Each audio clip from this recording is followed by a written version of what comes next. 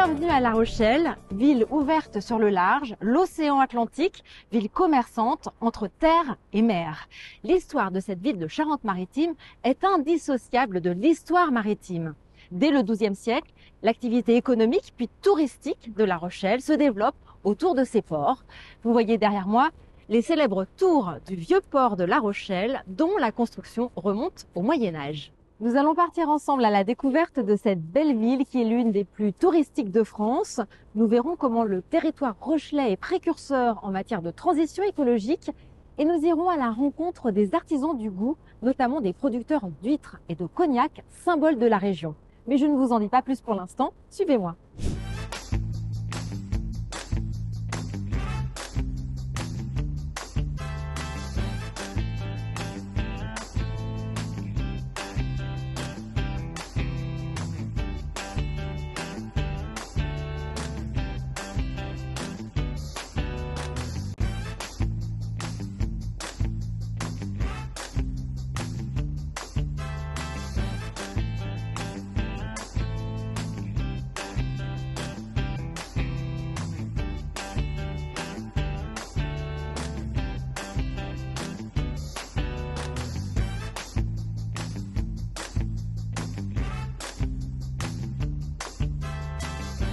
C'est en 1974 qu'a été créé le premier vélo en libre service de France, ici à La Rochelle.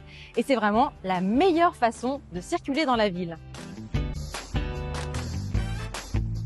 La Rochelle est une des premières villes françaises à avoir misé sur une transition écologique ambitieuse.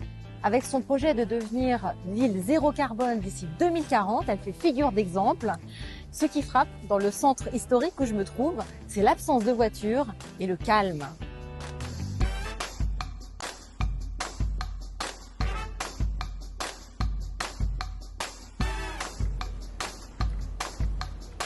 À 10 minutes à vélo du Vieux-Port, nous voici au marais de Tadon, un vaste espace naturel de plus de 82 hectares situé aux portes du centre-ville de La Rochelle.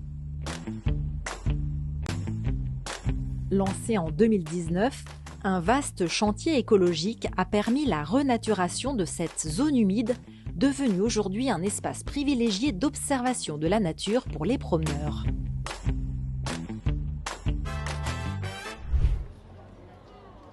Construit au XIXe siècle, le marché central de La Rochelle est un bâtiment emblématique de la ville. Tous les jours, la halle couverte et les alentours sont le lieu de rendez-vous des amateurs de bons produits. On y retrouve les spécialités locales, les pommes de terre grenaille, les melons des Charentes, les fromages de chèvre, comme celui-ci à l'algue spiruline, ou encore les tourteaux fromagés avec leur croûte noire bombée. Et bien sûr les huîtres, produits phares de la région.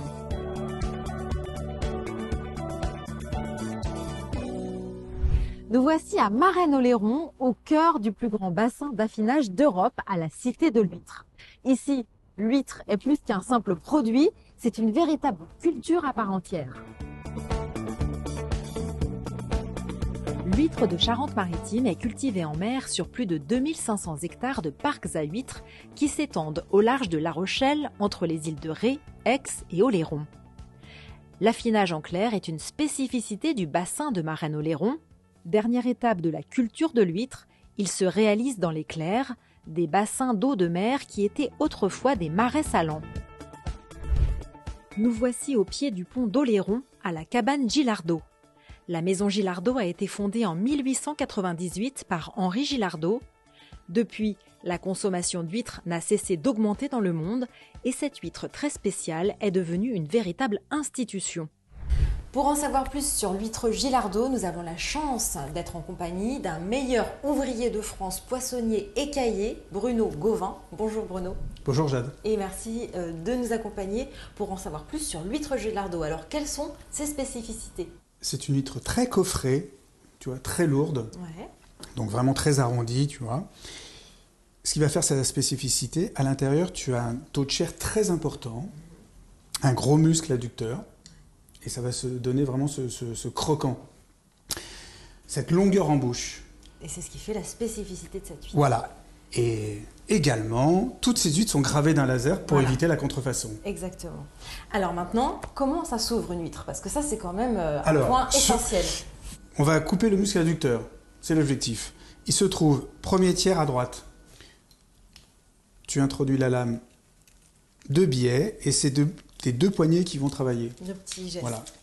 Et c'est même plus peut-être la main gauche qui fait le travail. C'est la main gauche. Voilà. Et là, je vais aller sectionner le muscle adducteur. J'ai raclé la valve supérieure et regarde un peu Magnifique. Regarde un peu ce produit magnifique, ce muscle adducteur énorme. Et donc après, il n'y a plus qu'à la décoller. Alors pour la décoller, je vais sectionner la base du muscle adducteur pour récupérer le maximum, ne rien laisser dans l'huître. Et là, il n'y a plus qu'à la manger. Ouais. Voilà. Merci Bruno. De rien, Jade. Merci. Véronique Gilardot est à la tête d'une exploitation familiale transmise de génération en génération. Ce qui rend l'histoire de l'huître Gilardot encore plus intéressante, c'est que ces huîtres voyagent aujourd'hui bien au-delà des frontières françaises, notamment en Chine. Véronique, comment ça a commencé ces exportations de l'huître Gilardot vers la Chine? Alors c'est vrai, il y a quelques années déjà, il y a déjà plus de 15 ans, je vois une émission télévisée où on me parlait que le chinois, la clientèle chinoise était le plus gros consommateur et le plus gros producteur d'huîtres au monde. Donc c'est vrai, ça nous a interpellés et donc 2-3 jours après, je suis rentrée en contact avec Xu Fang, avec qui nous sommes partis en voyage pour aller découvrir comment ça se consommait là-bas, est-ce qu'il y avait un intérêt pour nous. Il y avait un intérêt pour nous. À l'époque, en plus, les avions, ils arrivaient en France avec beaucoup de marchandises chinoises et elles partaient à vide. Donc on a en fait profité de cette opportunité pour faire de l'export. Et donc ça en est où maintenant, les exportations vers la Chine? Alors aujourd'hui, ce sont donc des huîtres, ça part donc 3-4 fois par semaine sur les destinations Pékin, Shanghai, Wenzhou et Guangzhou. Et c'est une histoire qui dure depuis 15 ans. Alors cette année, c'est une année un peu particulière parce que Gilardot participe pour la première fois à l'expo des exportations de Chine à Shanghai au mois de novembre. Est-ce que vous pouvez nous en parler? Bien sûr. Alors nous sommes bien sûr ravis de participer. C'est la première fois, c'est vrai, qu'on participe avec notre marque et tout ça, avec notre maison. C'est une belle aventure. Et puis moi, je suis très très content parce que c'est vrai, la clientèle chinoise nous a toujours mis à l'honneur, nous a toujours respecté notre travail. Et puis c'est vraiment une histoire qui est dure parce qu'on a toujours les mêmes clients et tout ça. Donc je pense même pour reconnaître un petit peu tout ce qu'ils nous ont apporté, on est très très content d'être présent dans ce salon. Voilà. Après nous être intéressés à la production, à l'exportation et à l'ouverture des huîtres, place à la gastronomie. Pour cuisiner l'huître comme un chef, rien de mieux que de se rendre au restaurant du chef étoilé Christopher Coutenceau sur la plage de la Concurrence à La Rochelle. Bonjour. Christopher Coutenceau. Bienvenue. Merci de nous accueillir. Avec grand plaisir. Qu'est-ce que vous allez nous proposer aujourd'hui, chef? Venez, je vais vous faire découvrir. Donc, on va faire un plat sur les huîtres de notre belle région. Donc là, on dépose nos huîtres. C'est des huîtres cocktail de la cabane Océane. Donc là, elles sont juste grillées à la grille fine, que d'un côté, vraiment pour les saisir. Et ensuite, déglacées, flambées au cognac. Là, je dispose d'une autre cuisson d'huîtres. Elles sont juste pochées au naturel dans leur jus. Donc là, on travaille la feuille d'huître végétale. Donc c'est une petite feuille de chlorophylle qui a vraiment goût d'huître, oui, mais qui apporte beaucoup de fraîcheur et qui renforce en saveur marine et iodée. Donc là, on décore avec nos petites pousses pour apporter un peu de végétal, un peu de fraîcheur. Ensuite, on va ajouter quelques petits croûtons de pain au beurre, ce qui va apporter aussi de la texture au plat et puis un petit peu de croustillant. Et le côté beurré est un exhausteur de goût des saveurs marines et iodées.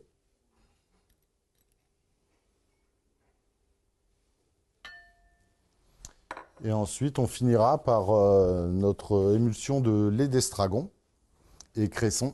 Donc on apporte beaucoup de légèreté et un condiment d'assaisonnement aussi. Poivre maceron de l'île de Ré, toujours dans l'esprit des marais salants, un poivre un petit peu iodé et surtout un poivre de chez nous. Et là, on finit avec une distillation de vinaigre de pomme et de fleurs d'hélicryse. Voilà. Donc là, le plat est dressé. Voilà, le plat est dressé. On peut le consommer. Voilà, exactement. Christopher Coutenceau, vous nous avez présenté deux façons très originales de cuisiner les huîtres. Qu'est-ce que ça apporte? Parce que c'est déjà délicieux, une huître crue avec quelques gouttes de citron. Pourquoi est-ce qu'on va s'embarrasser à la cuisiner? Ben, déjà pour faire découvrir d'autres choses aux clients et d'autres saveurs. Parce qu'une cuisson sur un produit, donc là en l'occurrence l'huître, ça a apporté des textures et des saveurs complètement différentes. Après on va sur l'huître pochée, flambée, l'huître grillée, on peut très bien faire des chips huîtres, on met un peu de fécule de pomme de terre dans le jus d'huître et voilà, juste poêlé dans une poêle très très chaude et avec des textures, des saveurs, une caramélisation complètement différente. Et cette petite distillation de vinaigre et de fleurs d'hélicryse finit vraiment le plat avec un condiment, assaisonnement qu'on va retrouver en odeur, qu'on va se balader sur l'île de Ré. Mmh. C'est un voyage. Merci chef de Merci nous à vous. avoir fait découvrir Merci. cette version gastronomique de l'huître. Merci beaucoup. Le domaine Normandin-Mercier a été fondé en 1872. Cette maison familiale qui produit l'eau de vie typique des Charentes peut se visiter à 10 km environ du centre de La Rochelle. Bonjour Audrey. Bonjour Jade. Merci de nous accueillir aujourd'hui dans votre domaine. Avec grand plaisir. Qu'est-ce qu'on va visiter? Alors on va au chai. Le domaine Normandin-Mercier propose des visites permettant de suivre toutes les étapes de production et d'élaboration du cognac. Ici, les cognacs sont vieillis, pour certains, plus de 100 ans en fût de chêne. Audrey, on est à La Rochelle. On ne s'attend pas forcément à trouver du cognac à La Rochelle. Est-ce que vous pourriez nous parler des spécificités du cognac de La Rochelle? Alors notre signature, effectivement, à nous, Normandin-Mercier, on va effectivement avoir des cognacs qui vont être, le fait d'être proche de l'océan va donner cette hygrométrie va donner un moelleux, de la souplesse aux eaux de vie. Donc la raison pour laquelle Jules est venu ici, c'est cette recherche d'humidité au niveau du climat et se rapprocher du port de La Rochelle pour l'expédition. Jules Normandin. Votre ancêtre. Oui, mon arrière-arrière-grand-père. Qui ne se doutait peut-être pas que le cognac Normandin-Mercier allait s'exporter partout dans le monde, y compris en Asie et en Chine. Y compris en Chine. Effectivement, Jules Normandin, à son époque, la Chine ne faisait pas partie des marchés à l'époque. Mais aujourd'hui, la Chine, c'est notre plus gros marché en termes de valeur. Nos cognacs, nos vieux cognacs partent beaucoup à Hong Kong précisément, où on a notre importateur qui distribue le sud de la Chine. Et vous-même, vous avez vécu en Chine, vous connaissez bien ce pays, vous avez étudié le chinois. Ça vous donne envie justement de continuer à être plus présente sur ce marché chinois? Oui. Alors j'ai vécu il y a fort longtemps, parce que j'avais 19 ans à l'époque, et j'ai eu la chance de vivre à Wuhan et à Canton. Et donc c'est effectivement un pays que j'aime beaucoup. Ça a été un vrai choc de culture, mais je garde un souvenir absolument merveilleux. Et aujourd'hui, j'aimerais pouvoir développer bien plus encore la présence, la venue de Chinois ici au domaine pour visiter. Voilà, parce que moi, je me rends régulièrement en Chine dans le cadre de l'export des cognacs, mais on a assez peu de touristes chinois qui viennent visiter et ça me ferait vraiment plaisir qu'ils reviennent. Bon, on espère qu'ils vont entendre votre appel. Ah oui. Nous sommes ici à l'Hôtel Weiss, qui est l'un des 29 hôtels particuliers de La Rochelle. Michel Sabatier est conseiller municipal, délégué aux relations internationales. Il nous accueille dans son musée privé qui fait aussi chambre d'hôte et salon de thé et qu'il a nommé la résidence des Indes.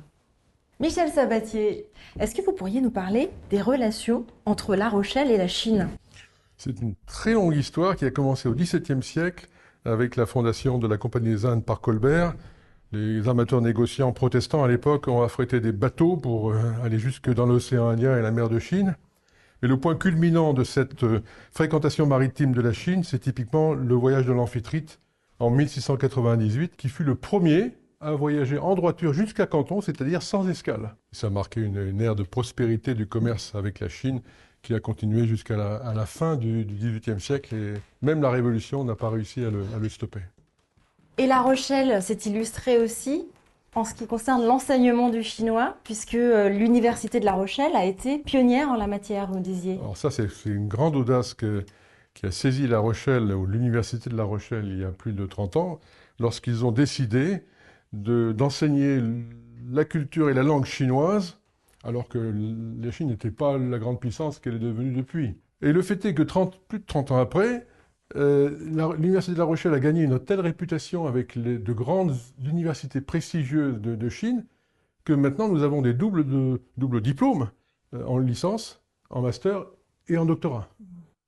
Et nous avons aussi hérité d'un des tout premiers centres Confucius français qui fait florès sur le territoire rochelais. Et vous essayez de continuer à développer ces relations avec la Chine, notamment avec les collectivités territoriales? Alors effectivement, nous sommes ouverts à toute collaboration, je dirais, d'intérêt mutuel entre La Rochelle et une collectivité chinoise qui aurait un profil comparable, c'est-à-dire portuaire, maritime.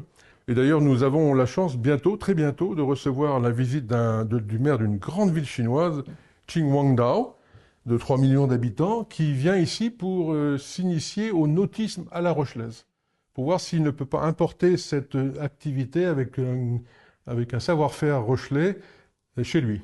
Voilà. Donc, nous sommes à bras ouverts pour la Chine. Merci Michel Je vous en Sabatier, prie. et merci pour ce petit thé chinois. C'est bien la moindre des choses dans un salon de thé.